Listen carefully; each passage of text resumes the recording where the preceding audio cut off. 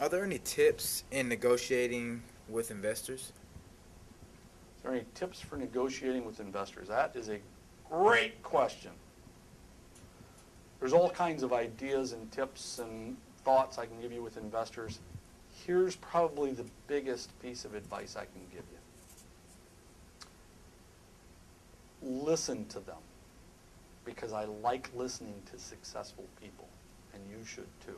And if they're a qualified investor, which would be your reason for pitching them, at the very least you must have decided that they've had enough success to make it worth it for you to pitch them, and therefore listen to them. Doesn't mean you have to act on what they told you, but at the very least, listen. They usually tell you what type of investor they are. Some will tell you, I'm highly active, I like being a part of what's going on in the business, I like communicating a lot, I like to generate ideas together. Well, so then with that individual, you're going to have to be an idea generator if you want his or her money. Others will say, listen, I don't want any hassle. Don't bother me unless the place is burning to the ground. I don't really want to hear from you. Okay, well, you're going to have to do your own thing and really not bother the dude if you want his money. You don't always have to tell the investor everything, but you do probably always have to listen to what they have to say. Otherwise, you probably won't be horribly successful. Negotiating a deal is critical. You might see somebody that says, well, I'll give you X number of dollars, but I want X percentage of the company. And it may be more than what you were willing to give up. But see, the valuation of the company is what an angel investor determines is the most critical to him based on his money he's going to give you.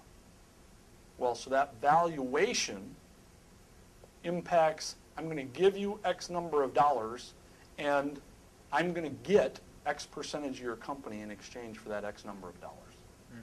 Okay? Well, with that being said, there are plenty of situations where a person will say, I'll give you X number of dollars, but I want 50% of the company, or 51% of the company, or 70% of the company, whatever the case may be. Well, at that point, you've lost control, and at that point, someone can change your concept.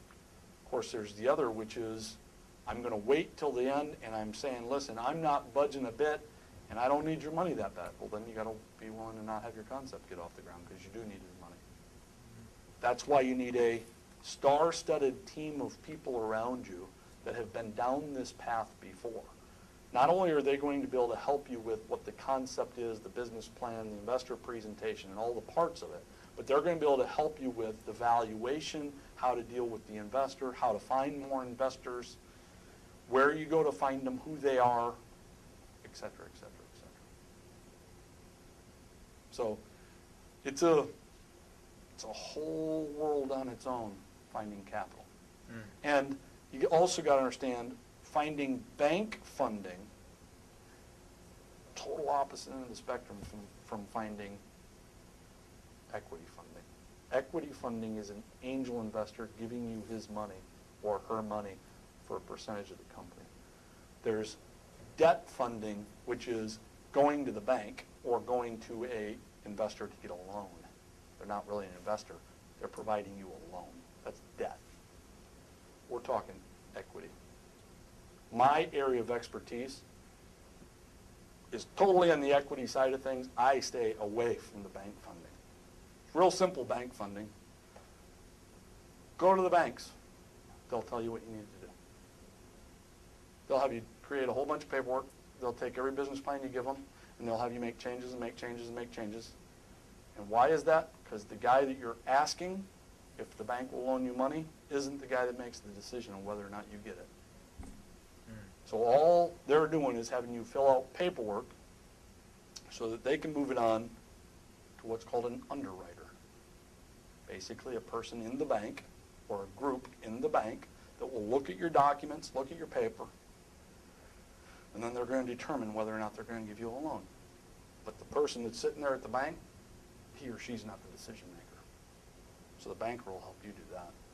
long, long